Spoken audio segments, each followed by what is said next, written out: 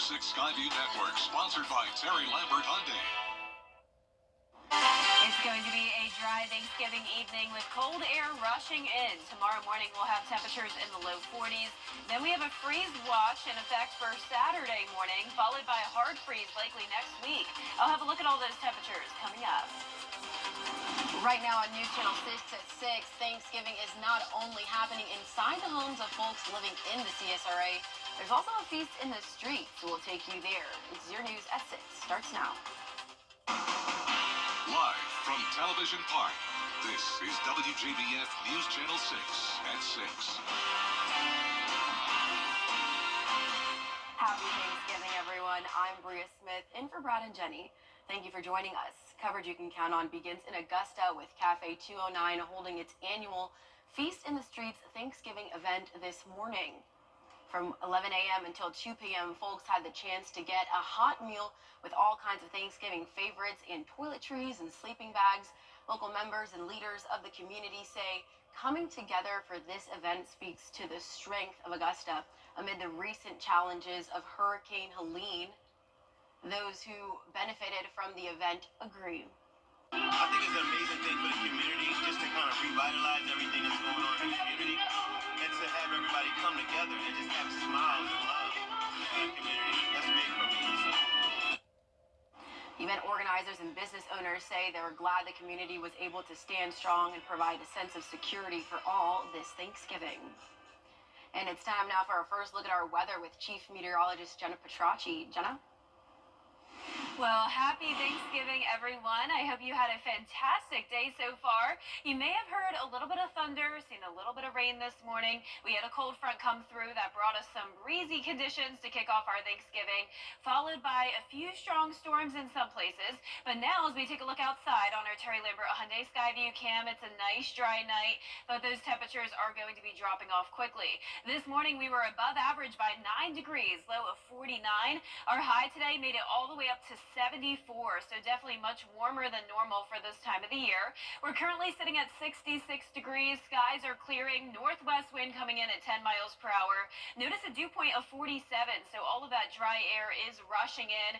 Around the CSRA, anywhere from the upper 50s to upper 60s, so a little bit cooler towards the north, warmer down towards the south. Our satellite and radar showing some cloud cover still, but no rain across the CSRA.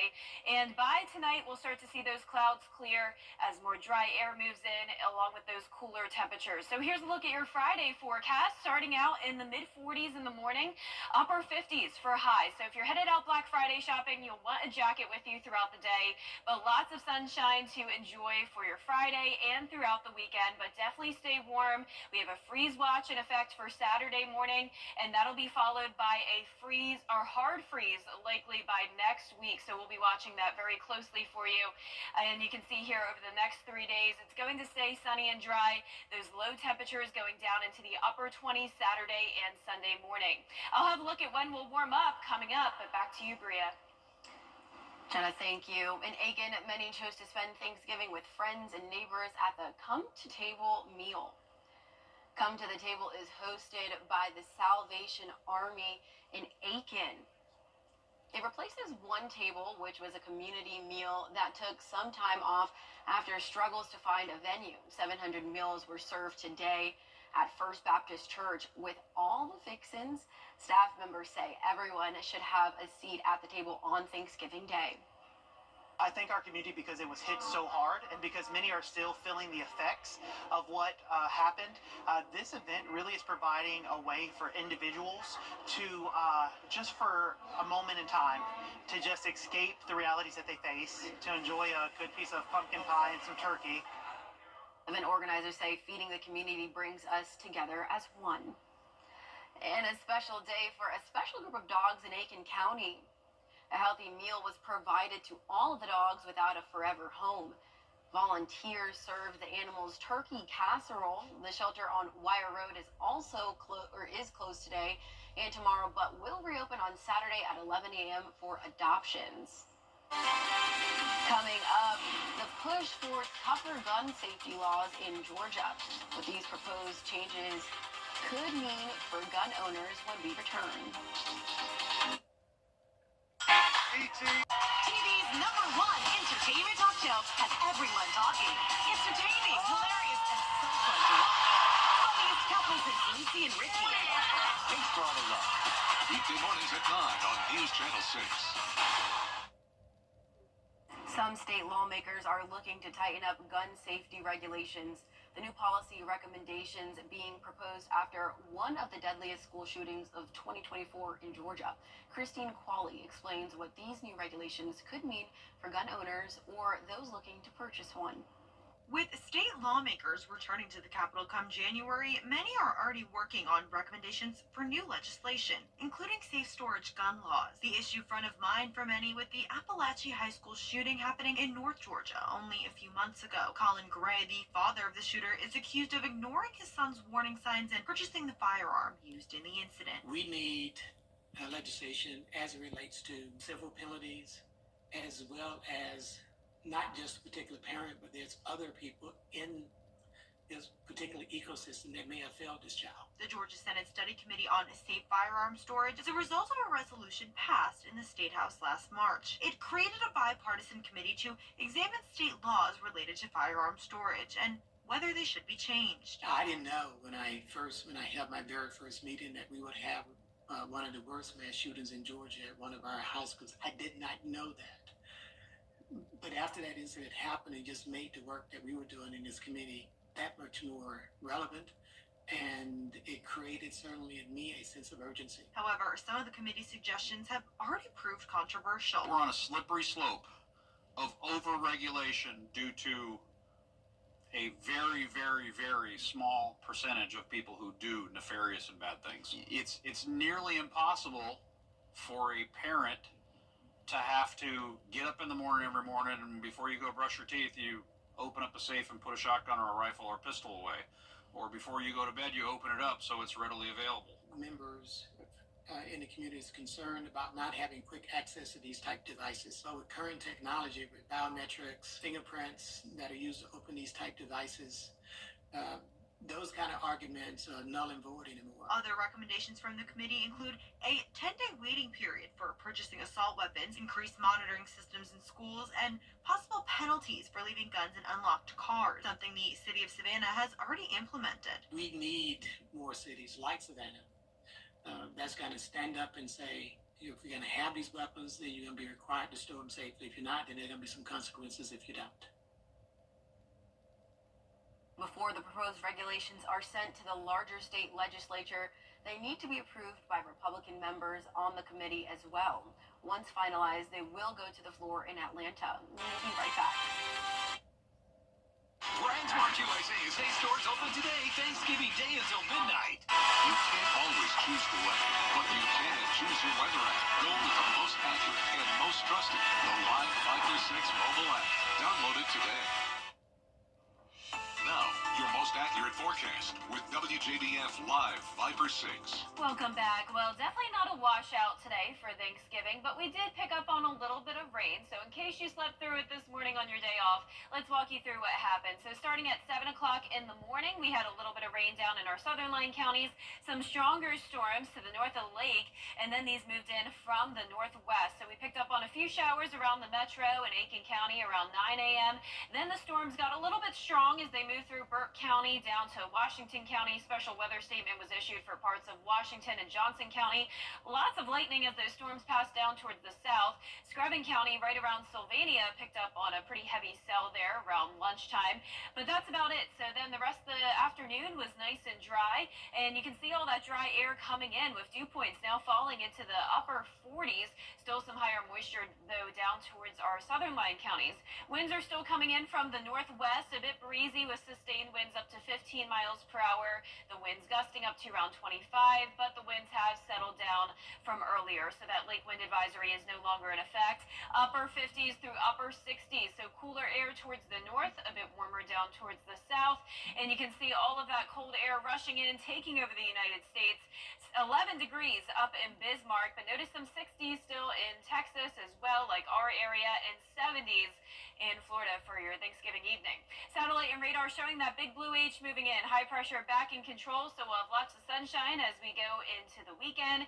And let's take a look at who's having a white Thanksgiving. Lots of places in the northern part of the country, especially up towards Maine, Hampshire and Vermont, and some leftover snow here on our Terry Lambert Hyundai Skyview cam looking into Pennsylvania. So it's not that cold here in the CSRA, but it will definitely be much chillier tomorrow. High of only 58 degrees. So if you're headed out shopping, be sure to bring a jacket with you. We'll be starting out at 40 in the morning, around 58 to 59 in the afternoon.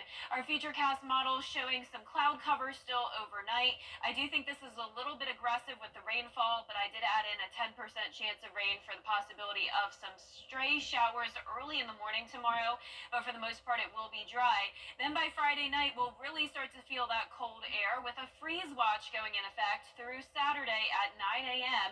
for temperatures in the upper 20s to low 30s. So everyone is likely going to get very close to below freezing, if not a little bit below, with a low of 29 in Augusta. Around that same mark as we head into the first day of December, and then down to 25 next Tuesday morning. So hard freeze will be likely Tuesday, if not maybe on Wednesday, but we won't quite be there tonight. Lows will be in the upper 30s through low 40s. Highs tomorrow will mostly be in the upper 50s. Here's a look at your 10-day forecast. Lots of sunshine to enjoy despite the cold weather. It looks like we'll briefly warm up for a couple days next week, getting back into the 60s, but then another big cool down. So next weekend looks nearly just as cold. And congratulations now to today's umbrella winner. That is Connie Gabriel from North Augusta. Congratulations, Connie, and happy Thanksgiving. You can pick up your Viper 6 umbrella here at the station and sign up to win yours on WJBF.com. And the weather was just perfect today for Thanksgiving. Yeah, it felt really nice and comfortable outside. Absolutely, Jenna. Thank you. Well, coming up, the Thompson Bulldogs square off against the Burke County Bears. Hear from both coaches on how they're preparing for the game next in sports. We're starting a move. Live the lazy.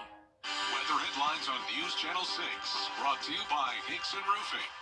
The News Channel 6 mobile app is now even better. Download it today. Now, WJBF sports coverage you can count on.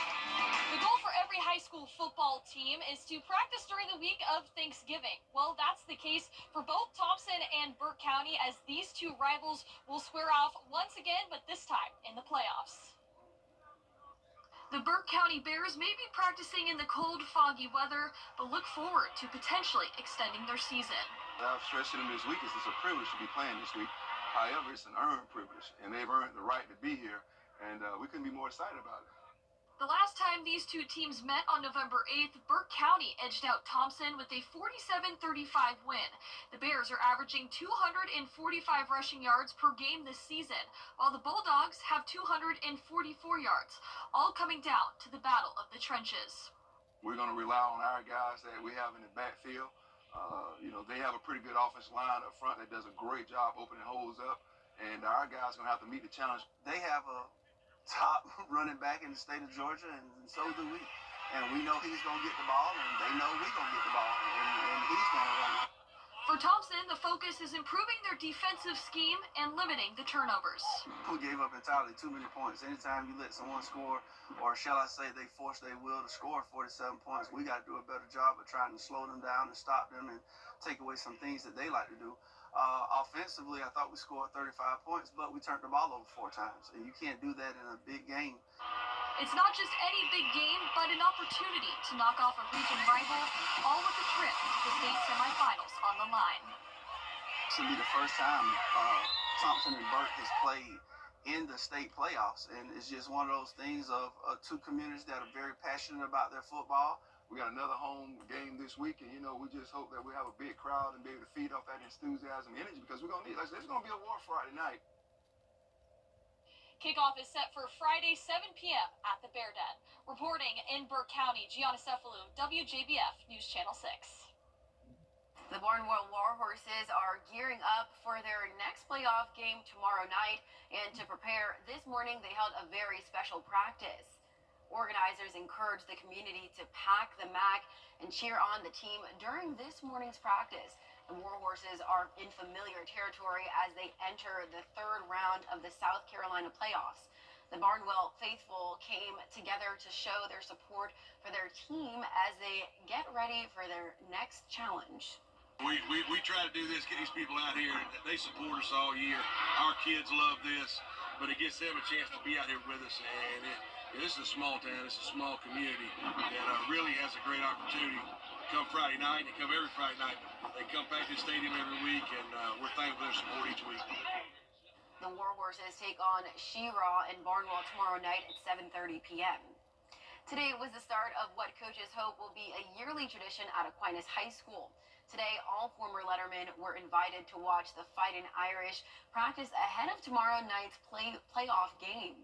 It was the school's way of encouraging and supporting current players while welcoming back previous student athletes. It's just to get excited for the team. We all played for the team, graduated. It meant a lot to us. And so just to support these guys and show them that we care, that we're rallying behind them. I think it's great for the alumni to come out and see the school, see the new stadium, see the players, give them support. Kickoff is tomorrow night at 7:30 p.m. The Irish will play against home team Hebron Christian Academy. And speaking of football, tickets for the 2025 Border Bowl are now on sale at WJBF.com. The annual game pits the best high school seniors from Georgia against those from South Carolina. The Border Bowl will be held January 11th at 1 p.m. at Strom Thurmond High School in Edgefield County. We'll be right back. Truck accidents leave you asking. Quality customer service. Happy Thanksgiving from News Channel 6.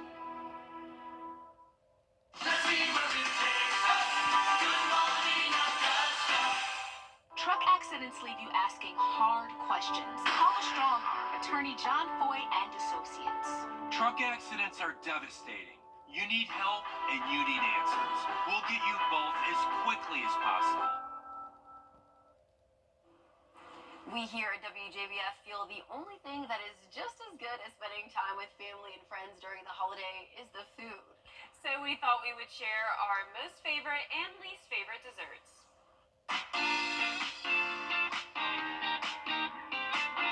My favorite Thanksgiving dessert is pumpkin pie. I love a good pumpkin pie, with the whipped cream, dollop of whipped cream. Yes.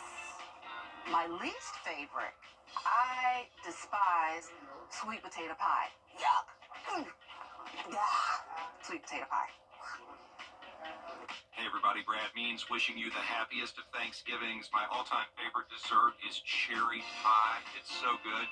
My all-time least favorite dessert, with apologies to country music supergroup Alabama, sweet potato pie.